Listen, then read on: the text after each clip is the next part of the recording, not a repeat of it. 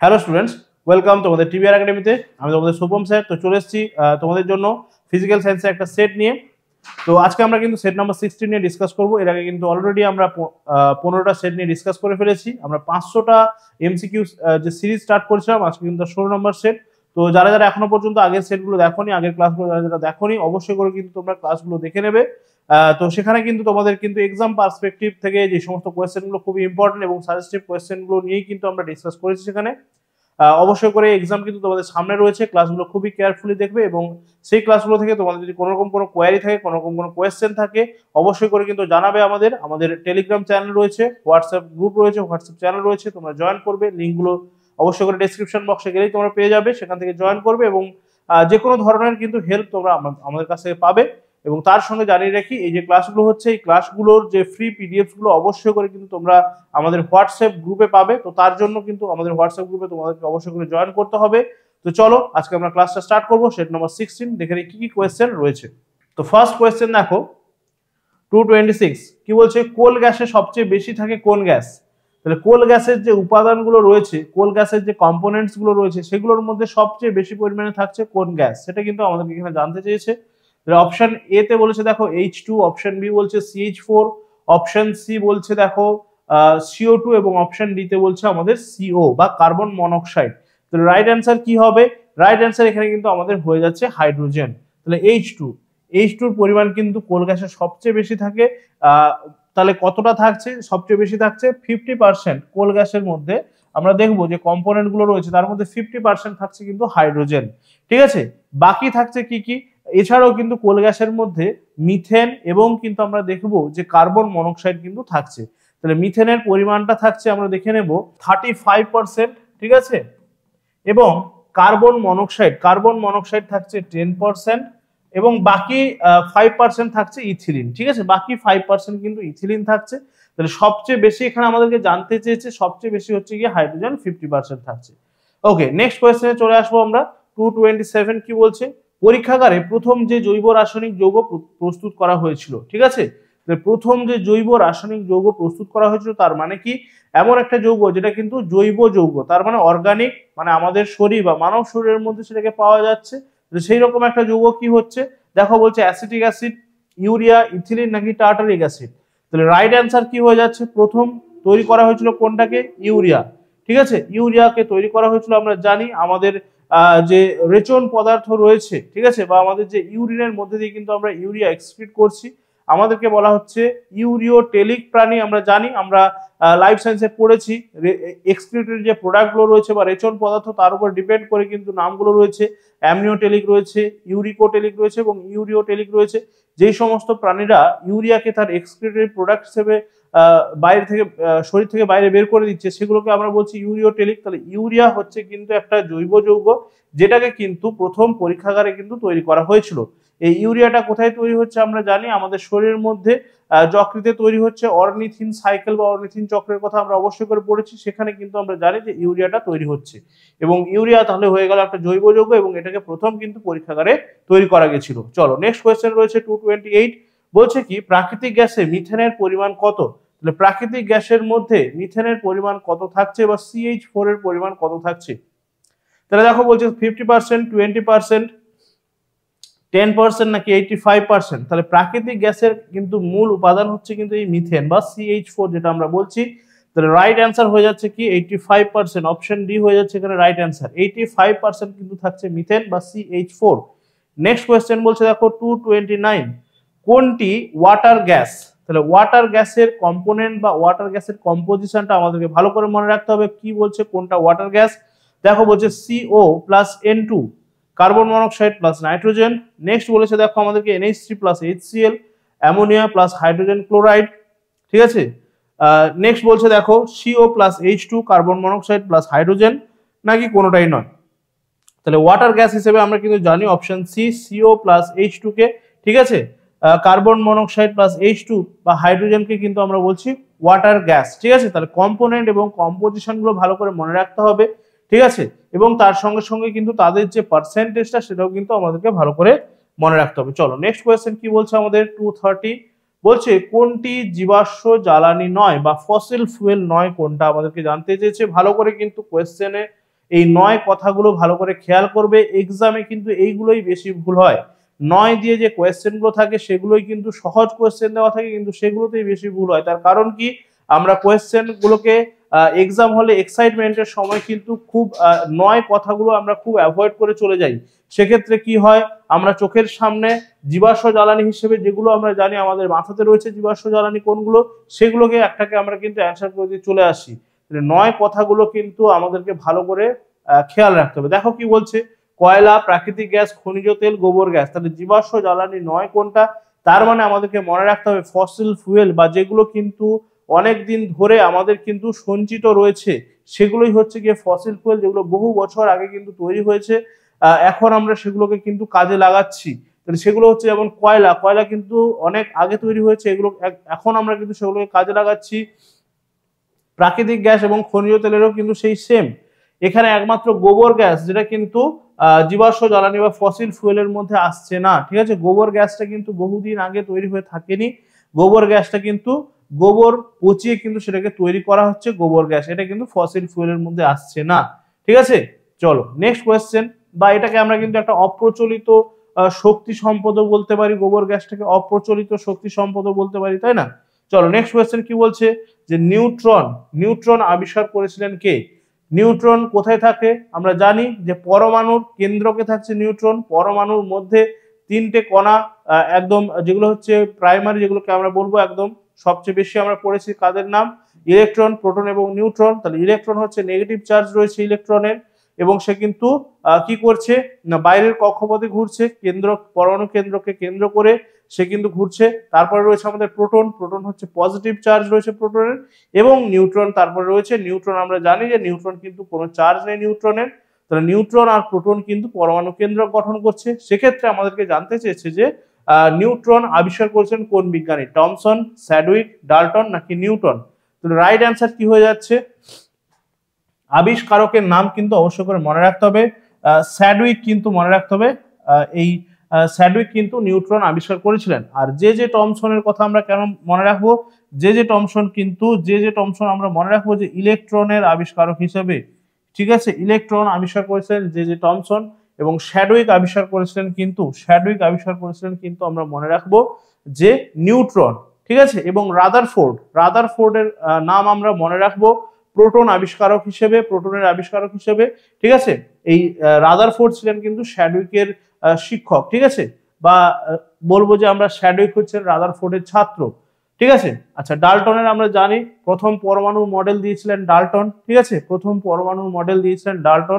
আর Newton তো আমরা বিভিন্ন ক্ষেত্রে নিউটন কিন্তু প্রযোজ্য, বা বিভিন্ন ক্ষেত্রে নিউটনের নাম আমরা শুনেছি, যেমন হচ্ছে গিয়ে প্রথমত হচ্ছে গ্র্যাভিটি বা হচ্ছে মাধ্যাকর্ষণ শক্তির আবিষ্কারক, বলের সূত্র আমরা পড়তে গিয়ে সেখানে পড়েছি 3টে সূত্র রয়েছে নিউটনের। তাহলে নিউটন কিন্তু বিভিন্ন ক্ষেত্রে আমরা নিউটনের নাম পড়েছি। ওকে, নেক্সট কোয়েশ্চেন কি বলছে দেখো, প্রোটনের চিহ্ন। তাহলে প্রোটনের চিহ্ন হিসেবে আমরা কাকে প্রকাশ করব? তাহলে অপশনগুলো দেখে নাও, 1H2 দেওয়া রয়েছে, 1H1 দেওয়া রয়েছে, 0N1 দেওয়া রয়েছে, নাকি কোনোটাই নয়। তাহলে রাইট অ্যান্সার কি হয়ে যাচ্ছে, প্রোটনের চিহ্ন হিসেবে আমরা কিন্তু অপশন বি 1H1 কে প্রোটনের চিহ্ন হিসেবে প্রকাশ করব, ঠিক আছে। এবং তার সঙ্গে সঙ্গে মনে রাখতে হবে এই যে 0N1 দেওয়া রয়েছে এটা কিন্তু নিউট্রন, ঠিক আছে। এটা কিন্তু আমরা দেখবো যে নিউট্রন কিন্তু 0N1 দিয়ে কিন্তু আমরা লিখতে পারি। আচ্ছা, এই যে 1H1 এটাকে আমরা প্রোটিয়াম হিসেবেও জানি, যেটা আমরা দেখেছি যে হাইড্রোজেনের যে সমস্ত তোমার আইসোটোপ গুলো দেওয়া রয়েছে, সেই আইসোটোপের মধ্যে একটা হচ্ছে 1H1 এবং 1H2 দুটো কিন্তু এখানে দেওয়া রয়েছে, ঠিক আছে। আচ্ছা, নেক্সট কোয়েশ্চেনে আমরা চলে আসছি যে সূর্য প্রধানত কোন উপাদানগুলি দ্বারা সৃষ্টি হয়েছে। দেখো, আগের সেটা একটা কোয়েশ্চেন ছিল যেখানে কিন্তু তোমাদের ওই হাইড্রোজেন বোমা নিয়ে একটা কোয়েশ্চেন ছিল, সেখানে কিন্তু আমি তোমাদেরকে বলেছিলাম যে সূর্যের মধ্যে কিন্তু প্রতিনিয়ত নিউক্লিয় সংযোজনের ঘটনা ঘটে চলেছে, ঠিক আছে, প্রতিনিয়ত নিউক্লিয় সংযোজনের ঘটনাগুলো ঘটে চলেছে সূর্যের মধ্যে। এখানে আমাদেরকে কি দিয়েছে, সূর্য যে উপাদানগুলি দ্বারা তৈরি হচ্ছে বা উপাদানগুলি দ্বারা সৃষ্টি, তাকে আমরা সেগুলো তাহলে কোনগুলো হচ্ছে, তারা বলেছে হাইড্রোজেন হিলিয়াম, অপশন বি বলেছে হাইড্রোজেন নিয়ন, অপশন সি বলছে হাইড্রোজেন জেনন, আর হাইড্রোজেন এবং কার্বন ডাইঅক্সাইড। তাহলে রাইট অ্যান্সার কি হয়ে যাচ্ছে, হাইড্রোজেন এবং হিলিয়াম। এই হাইড্রোজেন এবং হিলিয়াম নিয়েই কিন্তু সূর্য গঠিত হয়েছে, এবং হাইড্রোজেন এবং হিলিয়ামের মধ্যে এই যে ঘটনাটা আমি বললাম যে নিউক্লিয় সংযোজনের ঘটনাগুলো কিন্তু প্রতিনিয়ত ঘটে চলেছে, ঠিক আছে। আচ্ছা, নেক্সট কোয়েশ্চেনে আমরা চলে আসছি, কোয়েশ্চেন নাম্বার 234 এ কি বলা হচ্ছে, দেখো বলছে 92U235 এটা হচ্ছে ইউরেনিয়ামের একটা আমরা দেখবো যে আইসোটোপ। তাহলে সেক্ষেত্রে কি বলছে, যদি 3টি নিউট্রন বেশি থাকতো তবে তার সংকেত হতো। তাহলে এটা কিন্তু আমাদেরকে একটু ভালো করে বুঝতে হবে কি বলছে। এখানে যদি 3টে নিউট্রন বেশি থাকতো তাহলে তার সংকেতটা কি হতো। তাহলে দেখো আমরা জানি এই যে 92টা দেওয়া রয়েছে, 92টা এই সংখ্যাটা কিসের, এটা হচ্ছে এর পরমাণু ক্রমাঙ্ক, বা আমরা এটাকে বলতে পারি এর ইলেকট্রন। ঠিক আছে, ইলেকট্রন সংখ্যা। তাহলে এইটা যখন ইলেকট্রন সংখ্যা আমাদের হয়ে যাচ্ছে 92, সেক্ষেত্রে আমরা জানি আমাদের পরমাণুর মধ্যে ইলেকট্রন আর প্রোটনের সংখ্যাটা সমান থাকে। তাহলে ইলেকট্রন আমরা যদি লিখি, ঠিক আছে, ইলেকট্রন যদি 92 হয় সেক্ষেত্রে আমাদের প্রোটনও কিন্তু 92 হচ্ছে। আর এখানে আমরা যে দেখতে পাচ্ছি 235, এটা কি হচ্ছে, এটা হচ্ছে ভর সংখ্যা। তাহলে ভর সংখ্যা হচ্ছে কি প্রোটন প্লাস নিউট্রন। তাহলে প্রোটন প্লাস নিউট্রন, আমরা প্রোটন সংখ্যা পেয়ে যাচ্ছি 92। তাহলে নিউট্রন সংখ্যা এখানে বলেছে এর মধ্যে প্রোটন এবং নিউট্রন রয়েছে। ঠিক আছে, প্রোটন এবং নিউট্রন সংখ্যা রয়েছে আমরা জানি। তাহলে বলছে যে 3টে নিউট্রন বেশি থাকতো, তাহলে 3টে নিউট্রন বেশি থাকলে কি হতো, তাহলে আমরা নিউট্রন সংখ্যাটা 3টে বাড়িয়ে দেব। সেক্ষেত্রে আমরা দেখতে পাবো 35 এর সঙ্গে 3 অ্যাড করে দিলে কত হচ্ছে 38। তাহলে তার সংকেতটা কিন্তু হয়ে যাচ্ছে অপশন সি, 92U238। ভালো করে কিন্তু মনে রাখতে হবে প্রোটন সংখ্যা, নিউট্রন সংখ্যা এদের মধ্যে এবং ইলেকট্রন সংখ্যার মধ্যে যে সম্পর্কগুলো রয়েছে সেগুলো কিন্তু মনে রাখতে হবে। ঠিক আছে, সবসময় মনে রাখতে হবে যে প্রোটন আর নিউট্রনের সংখ্যা পরমাণুর মধ্যে কিন্তু সমান হচ্ছে। ঠিক আছে, সেই জন্যই কিন্তু পরমাণুকে আমরা নিস্তড়িত বলছি। ঠিক আছে, বা পরমাণুর কোনো চার্জ থাকছে না, তার কারণ পরমাণুর কেন্দ্রকের প্রোটন সংখ্যা এবং কেন্দ্রকের বাইরে ইলেকট্রন সংখ্যা কিন্তু সমান। সেই জন্যই কিন্তু প্লাস মাইনাস চার্জটা কি করছে না, দুটোই সমান হয়ে যাওয়ার জন্য কিন্তু নিস্তড়িত হয়ে যাচ্ছে। এবং নিউট্রনের আমরা জানি নিউট্রনের কিন্তু কোনো রকম কোনো চার্জ নেই, নিউট্রন কিন্তু এমনিতেই নিস্তড়িত কণা। ঠিক আছে, ওকে। 235 কি বলছে, বক্সাইট নিচের কোনটির সংকর ধাতু। বক্সাইট অ্যাকচুয়ালি এখানে কিন্তু বক্সাইট হচ্ছে আমরা জানি একটা ধাতুর আকরিক আমরা বলতে পারি, সেটা হচ্ছে কি অ্যালুমিনিয়াম। ঠিক আছে, অ্যালুমিনিয়ামের আমরা বলবো সংকর ধাতু বা অ্যালুমিনিয়ামের আকরিক হচ্ছে বক্সাইট। ঠিক আছে, নেক্সট বলছে দেখো 236 এ কি বলছে, ভর সংখ্যা সবসময় একটি। তাহলে ভর সংখ্যা সবসময় একটি কি হবে, ভগ্নাংশ বলেছে, অবাস্তব সংখ্যা বলেছে, পূর্ণ সংখ্যা বলেছে, কোনোটাই নয়। তাহলে ভর সংখ্যা একটু আগে আমরা বললাম যে ভর সংখ্যা হচ্ছে কি নিউট্রন সংখ্যা প্লাস প্রোটন সংখ্যা। ঠিক আছে, নিউট্রন সংখ্যা প্লাস প্রোটন সংখ্যাই হচ্ছে ভর সংখ্যা। তাহলে ভর সংখ্যা সবসময় কি হবে, পূর্ণ সংখ্যাতে হবে ভর সংখ্যা। ঠিক আছে, সবসময় একটা পূর্ণ সংখ্যা হবে। নেক্সট বলছে দেখো 237 কি বলছে, Ca2+ আয়নে ইলেকট্রন কতগুলো আছে। Ca2+ আয়নে ইলেকট্রনের সংখ্যা আমাদেরকে বলতে হবে। তাহলে আমরা একটা জিনিস খেয়াল করব, এই যে Ca2+ এটা কিন্তু কি হয়েছে, এখানে কিন্তু 2+ দেওয়া রয়েছে মাথাতে, তার মানে কিন্তু এটা কিন্তু আয়ন। ঠিক আছে, আচ্ছা এবারে Ca বা ক্যালসিয়ামের ক্ষেত্রে আমরা মনে রাখবো যে এর পরমাণু ক্রমাঙ্কটা কত, সেটা কিন্তু আমাদেরকে মনে রাখতে হবে। ক্যালসিয়ামের আমরা জানি পিরিয়ডিক টেবিলে যদি আমরা দেখি তাহলে এটা হচ্ছে কি কত 20। ঠিক আছে, Ca এটা হচ্ছে 20। তাহলে 20 মানে হচ্ছে কি পরমাণু ক্রমাঙ্ক, মানে আমরা জানি যে প্রোটন সংখ্যা, পরমাণু ক্রমাঙ্ক মানে হচ্ছে প্রোটন সংখ্যা। এবারে আমরা কি জানলাম যে প্রোটন সংখ্যা এবং নিউট্রন সংখ্যা সমান থাকে। তাহলে আমি লিখতে পারি যে 20টা যেহেতু প্রোটন রয়েছে সেক্ষেত্রে 20টাই কিন্তু নিউট্রন, সরি 20টাই নিশ্চয়ই ইলেকট্রন থাকবে। ঠিক আছে, 20টা প্রোটন থাকছে মানে 20টা ইলেকট্রন থাকছে। কিন্তু এক্ষেত্রে একটা জিনিস কি দেওয়া রয়েছে দেখো, মাথাতে 2+ দেওয়া রয়েছে। 2+ মানে কি, 2+ মানে হচ্ছে তার মধ্যে থেকে কিন্তু দুটো ইলেকট্রন বেরিয়ে গেছে। ঠিক আছে, দুটো ইলেকট্রন বেরিয়ে গেছে, সেই জন্য কিন্তু সে প্লাস চার্জ বেশি হয়ে গেছে। তার মানে কি, তার মধ্যে প্লাস চার্জ দুটো এক্সট্রা রয়েছে, প্লাস চার্জ দুটো এক্সট্রা রয়েছে। ঠিক আছে, আর আমরা জানি কি যে আমাদের যে প্রোটন সংখ্যা সেটাকে কিন্তু কোনোভাবেই চেঞ্জ করা যায় না, চেঞ্জ হয় কোনটা, ইলেকট্রন সংখ্যা। তার মানে এখান থেকে নিশ্চয়ই দুটো ইলেকট্রন বেরিয়ে চলে গেছে, দুটো ইলেকট্রন মাইনাস হয়ে গেছে, সেই জন্যই কিন্তু এখানে দুটো ইলেকট্রন এক্সট্রা হয়ে গেছে। তাহলে অবশ্যই করে আমাদেরকে খেয়াল রাখতে হবে যে এখানে কিন্তু ইলেকট্রন সংখ্যা কত হয়ে যাচ্ছে, 18 হয়ে যাচ্ছে। ঠিক আছে, এগুলো কিন্তু একটু ভালো করে আমাদেরকে মনে রাখতে হবে। ঠিক আছে, চলো নেক্সট কোয়েশ্চেনে আমরা চলে আসব। নেক্সট কোয়েশ্চেন কি রয়েছে,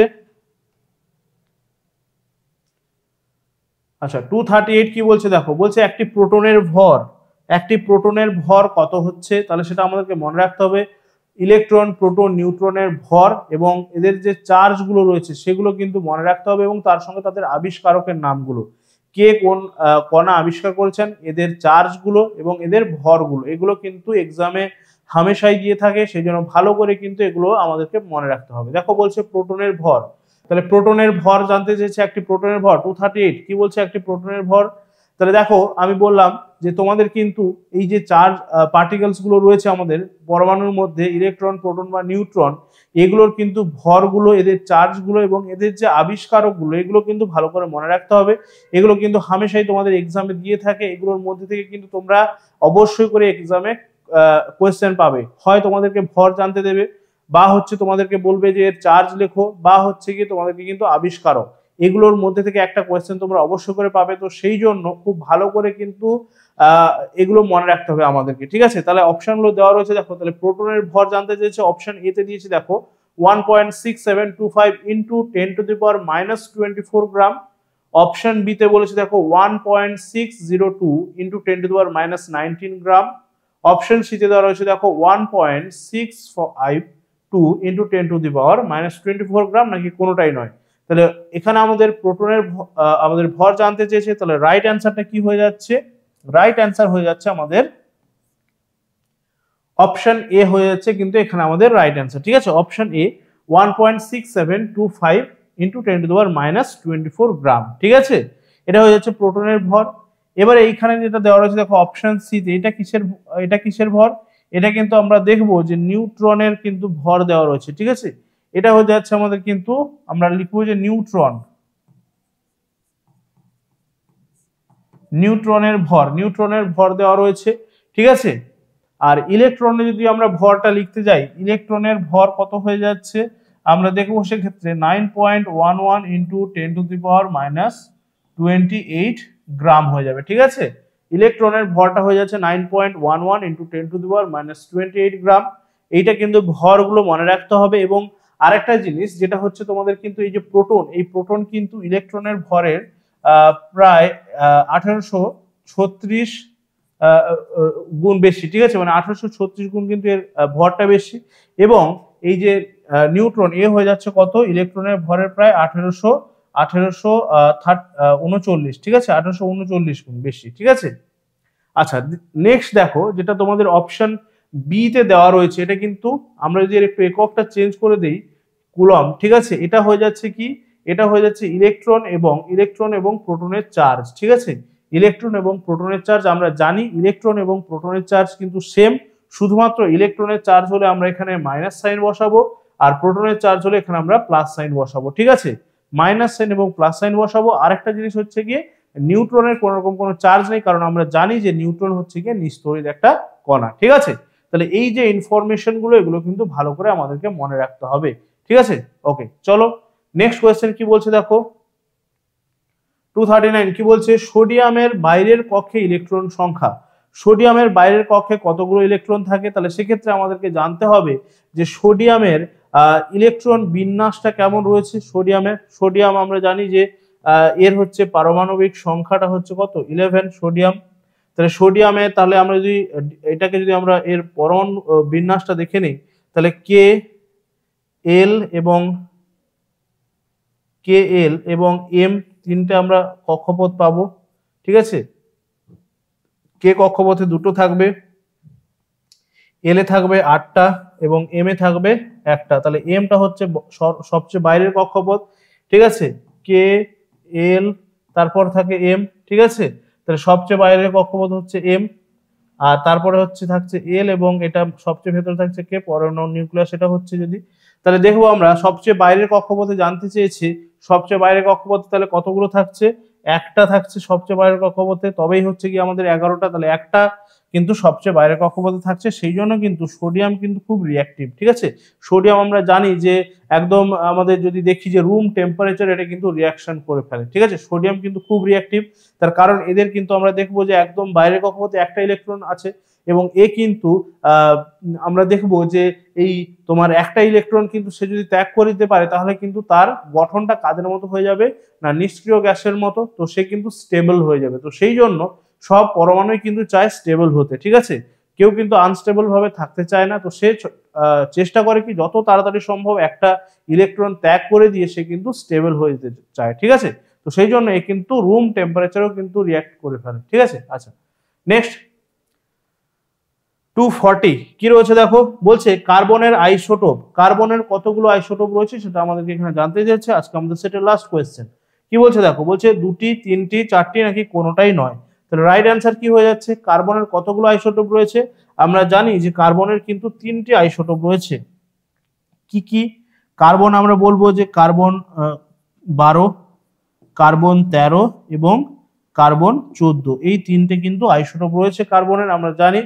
এর মধ্যে যেটা রয়েছে তাহলে 3টে আইসোটোপ কিন্তু আমরা কার্বনের দেখতে পাচ্ছি এখানটায়, এবং এর মধ্যে যে কার্বন 14 যে আইসোটোপ, এটাকে কিন্তু আমরা বিভিন্ন কাজে ব্যবহার করছি। কার্বন 14 আইসোটোপটাকে, এটাকে কিন্তু সবচেয়ে বেশি আমরা জানি যে পুরোনো দিনের যে সমস্ত জিনিসপত্র তাদের বয়স জানার জন্য কার্বন 14 আইসোটোপের কিন্তু ব্যবহার করা হচ্ছে, ঠিক আছে।